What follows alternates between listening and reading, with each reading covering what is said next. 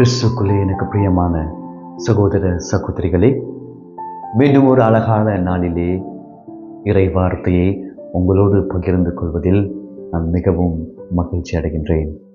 இன்று உங்களுக்கு தெரியும், இலங்கை நாயகியின் திருவிழாவை கொண்டாடுகின்றோம். அதே போன்று 77வது சுதந்திர தினத்தை இன்றைய நாளில் நாங்கள் கொண்டாடுகின்றோம். அன்பார்ந்தவர்களே, இன்றைய இறை வார்த்தையை நாங்கள் சிந்திக்கின்ற பொழுது இன்றைய நாளிலே கருப்பொருளாக இறைவன் எம்மோடு பயணிப்பதில் மிகவும் மகிழ்ச்சி அடைகின்றார், அல்லது இறைவன் எம்மோடு பயணிக்கின்றார் என்ற கருப்பொருளினூடாக இன்றைய இறை வார்த்தையை சிந்திக்க நாங்கள் அழைக்கப்படுகின்றோம். இன்றைய நாளிலே நற்செய்தியை நாங்கள் பார்க்கின்றோம். புனித யோவான் எழுதிய நற்செய்தியிலிருந்து எடுக்கப்பட்ட வாசகத்திலே அன்று கானா ஒரு திருவிழாவிலே நடைபெற்ற அந்த சம்பவத்தை நாங்கள் பார்க்கின்றோம். அன்பார்ந்தவர்களே, அன்றைய நாளிலே அந்த நடைபெற்ற சம்பவத்தை நாங்கள் நோக்குகின்ற பொழுது தேவ அன்னை இயேசுவினிடம் சென்று இந்த இடத்திலே நடைபெறுகின்ற சம்பவத்தை இட்டு சொல்லுகின்ற பொழுது அவர் சொல்லுகிறார், உன்னுடையதும் என்னுடையும் விருப்பம் அல்ல, மாறாக இறைவனுடைய விருப்பத்தை நீங்களும் நானும் நிறைவேற்ற வேண்டும் என்று தேவ அன்னையை பலப்படுத்துகின்றார். அப்படி என்றால் தேவ அன்னை அந்த விருப்பத்தினை, கடவுளுடைய விருப்பத்தினை நிறைவேற்றும்படி தன்னுடைய சீடர்களுக்கு சொல்லுகிறார். அன்பார்ந்தவர்களே, இன்றைய முதல் வாசகத்தில் நாங்கள் பார்க்கின்றோம். விடுதலை பயணம் என்ற நூலிலே எடுக்கப்பட்ட வாசகத்திலே இஸ்ராயல் மக்களை யுத்தத்திலே, அதாவது அந்த யுத்த கால பகுதியில் இருக்கின்ற பொழுது அமலேக்கி என்ற அந்த நாட்டோடு போரிடுகின்ற பொழுது மோசே இறைவனிடத்திலே சென்று மன்றாடுகின்றார். இந்த மக்களை, இஸ்ராயல் மக்களை பாதுகாக்கும்படி மன்றாடுகின்ற பொழுது தன்னுடைய கோலை மோசேயிடம் கொடுத்து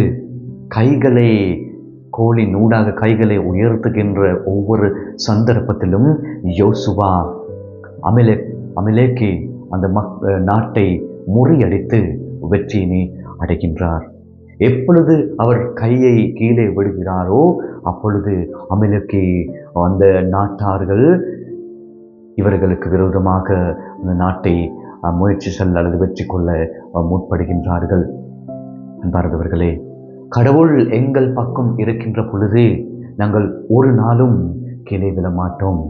அவர் ஒவ்வொரு நாளும் எங்களை ஆட்கொள்கின்ற, எங்களோடு பயணிக்கின்ற, அவருடைய விருப்பம் எங்களோடு பயணிப்பது.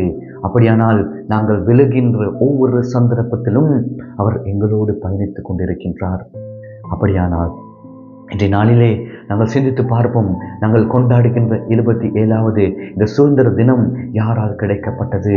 தேவ அன்னை அன்று அந்த யுத்த கால பகுதியிலே இறைவனிடத்திலே கெஞ்சி வேண்டி இந்த நாட்டை பாதுகாக்கும்படி வேண்டியது போல அன்று மோசே சென்று இஸ்ராயல் மக்களை அந்த போரிலிருந்து வெற்றி கொள்ளும்படி மன்றாடிய போன்று தேவ அன்னை மன்றாடி இந்த நாட்டின் சுதந்திரத்தை எங்களுக்கு பட்டு தந்திருக்கின்றார்.